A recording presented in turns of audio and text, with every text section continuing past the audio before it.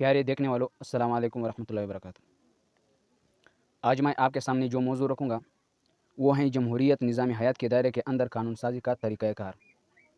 थोड़ा सियासी मौजू है, लेकिन अगर हम हकीकत की नज़र से उनको देखें कि हकीकत में जमहूरियत का जो निज़ाम है और हयात के दायरे के अंदर, अगर जमहूरियत के दायरे के हयात के दायरे के अंदर कानून साज़ी करनी है तो हमें कौन कौन से स्टेप या कौन कौन से कानून या कौन कौन से चीज़ मालूम होनी चाहिए।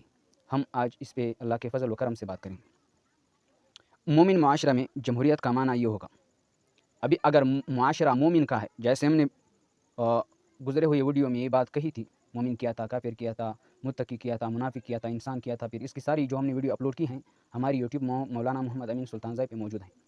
आप सर्च भी कर सकते हैं, लेकिन मैं लिंक भी दे दूँगा डिस्क्रिप्शन में। मोमिन मुआशरे में जमहूरियत का माना ये होगा कि इलाही हिदायत का मजमुआ, किताब की बसीरत के हामिल उलमा।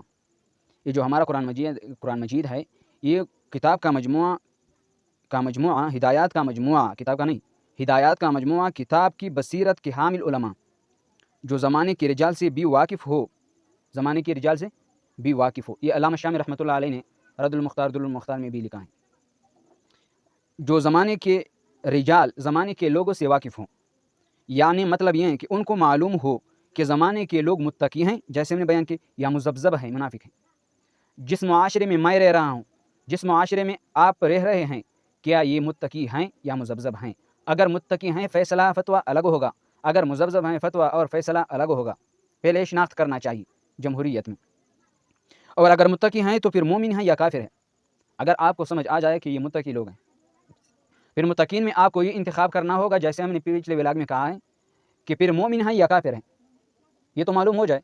अगर मोमिन है, इस पे कौन से कानून जारी होंगे, और काफिर है तो उस पे कौन से कानून जारी होंगे। इस शनाख्त बेहद ज़रूरी है। नंबर 2 स्टेप, उनको दुनिया के हालात का भी पता हो। मेहराब व मिंबर या हुजरा या चौक या एक मार्केट, एक महल्ले तक महदूद ना हो, लेकिन उसको हालात का पता हो कि हालात कौन से चल रहे हैं। कि हमारे ज़माने में ख़ित्तों को ममालिक का नाम दिया जाता है, कि हमारे ज़माने में जो मुल्क है, बांग्लादेश, भारत, इंडिया, पाकिस्तान वगैरह वगैरह, अमेरिका और बरतानिया, तुर्क, इमारात, सऊदी अरब वगैरह वगैरह, ये जो ममालिक हैं, ये कौन से ममालिक हैं? ये ममालिक की वाक़ई तारीख़ या सियासी लिहाज से ममलकत की तारीफ़ पर पूरा उतरते हैं या नहीं। आप ममलिकत या मुल्क की तारीफ़ देखें तो आपको अंदाज़ा होगा क्या उन तारीफ़ के मुताबिक ये मुल्क हैं या नहीं। तफसील में अगर जाए तो फिर वीडियो लंबा हो जाएगा। पाकिस्तान मुल्क हैं या नहीं, इस पर भी आप नज़र डाल सकते हैं। अगर मुल्क हैं तो फिर इसकी चारों तरफ सरहद मुतय्यन क्यों नहीं है, ये मेरा आपसे सवाल है, आप इस पर रिसर्च करें।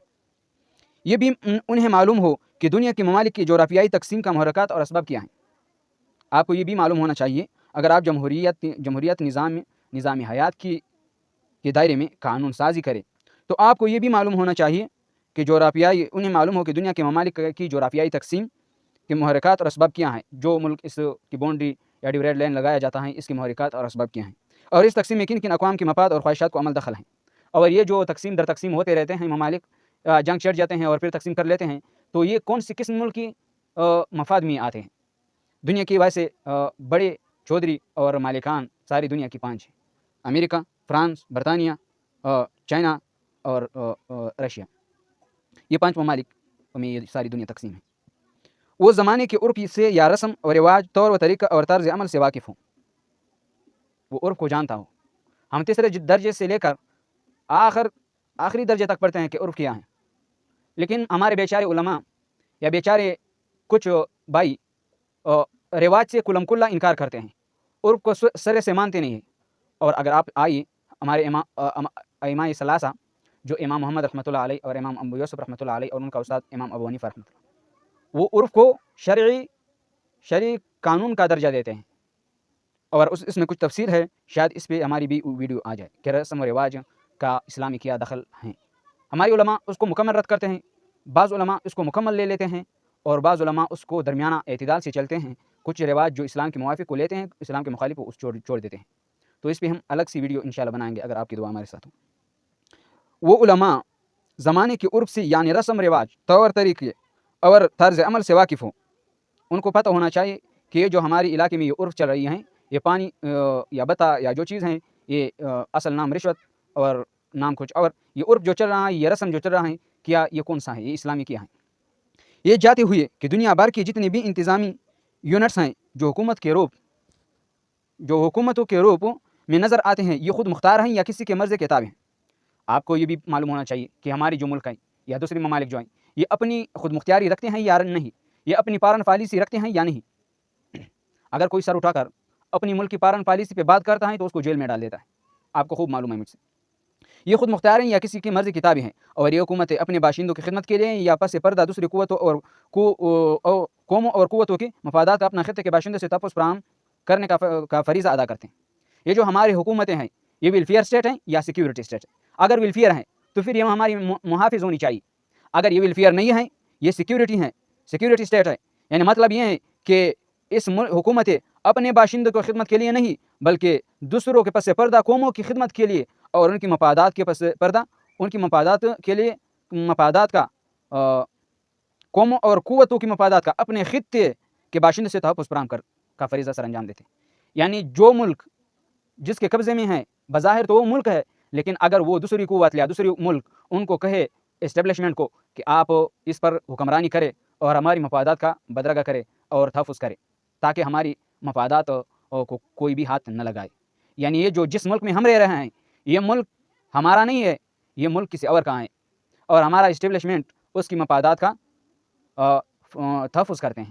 یہ سیکیورٹی اسٹیٹ ہیں، ہمارا ملک سیکیورٹی اسٹیٹ ہے، یہ ویلفیئر اسٹیٹ نہیں ہے۔ جیسے کہ ہمارے سیاسی زعماء میں بعض زعماء بھی فرماتے ہیں کہ پاکستان سیکیورٹی اسٹیٹ ہیں، ویلفیئر اسٹیٹ نہیں ہے۔ ایسے واقف حال علماء اگر ان باتوں سے واقف ہیں تو ایسے علماء کی اکثریت اللہ تعالیٰ کی کتاب کی جو تشریح کریں گے، مومن معاشرے میں اس تشریح کو قانون سازی کے میدان میں اولیت اور اہمیت حامل ہوگی۔ ظاہر سی بات ہے، ایک عالم اس کو کچھ بھی معلومات نہیں، وہ عرف کو جانتے نہیں، وہ مومن اور کافر کو جانتے نہیں، وہ مذبذب اور متقین کو جانتے نہیں، وہ فیصلہ اور فتویٰ کیسے دیں گے، وہ قانون سازی اور دوسرے اعمال اور دوسرے معاملات کیسے طے کریں گے؟ تو اس لیے ایسے واقف علماء کی موجودگی ہونی چاہیے۔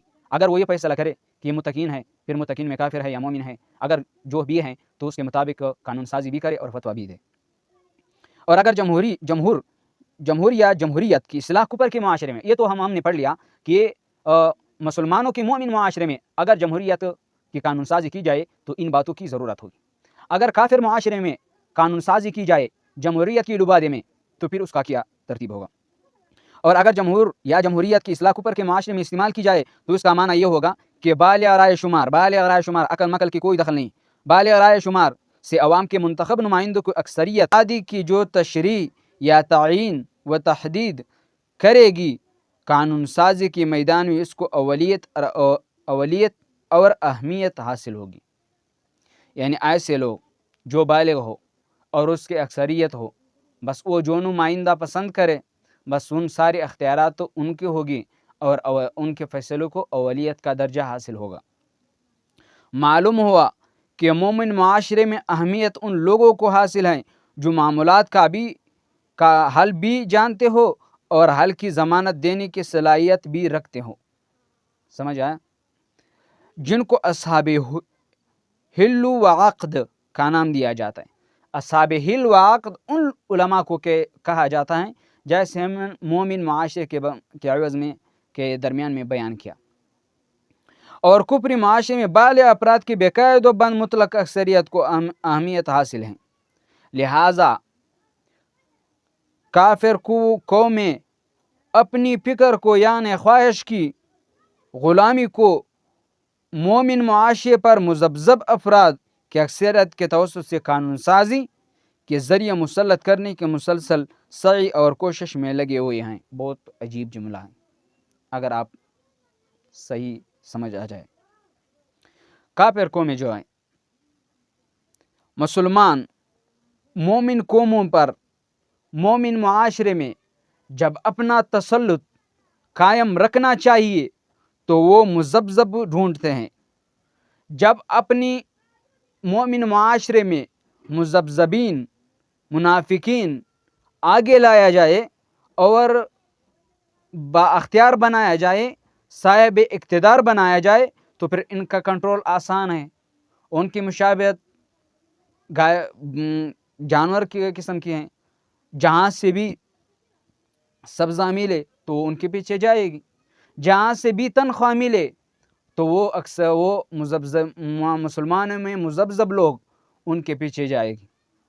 آقا جو آرڈر بھی دے گا وہ سر انجام دے گا، آقا کو سلوٹ بھی کرے گا اور اس کا بوٹ بھی پالش کرے گا، اور اس کے ساتھ جو آقا کرے گا وہ اپنی تحفظ کے لیے جو بھی کہے گا تو یہ ان کے لیے تابعدار ہوگا، کیونکہ مومن معاشرے پر حکومت کرنا ویسے آسان نہیں ہے، لیکن اگر مغربی ممالک یا جو میں نے یہ جو 5 ملک بتائی یہ اگر حکومت کرے تو یہ ایسے حکومت کریں گے کہ منافقین کو، مذبذبین کو، مذبذب کو، دغلا کو، اور جو نہ مومن ہو نہ کافر ہو، یہ جو دغلا ہوتا ہے یہ آگے کرے، ان کو حکومت ان کے حوالے کرے اور با اختیار اقتدار ان کو بنایا جائے، پھر جو اپنی مرضی کے کام لے ان سے لے سکتے ہیں، کیونکہ وہ مومن نہیں ہے، وہ منافق ہیں، اور منافق وہ ان کا کوئی دھرم اور مذہب نہیں ہوتا ہے، وہ اپنی کرائے کے پیچھے چلتا ہے، جہاں سے بھی کرایہ ملے، جتنا بھی کرایہ ملے، جو زیادہ کرایہ دے ان کے لیے بس صبح اور شام دن رات ایک کر کے کام کرتے ہیں۔ السلام۔